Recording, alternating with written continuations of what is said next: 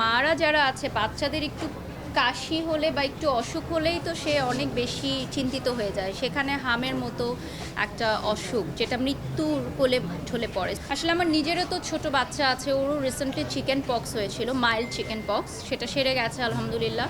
So তখন আমি প্রচণ্ড ভয় পেয়েছিলাম।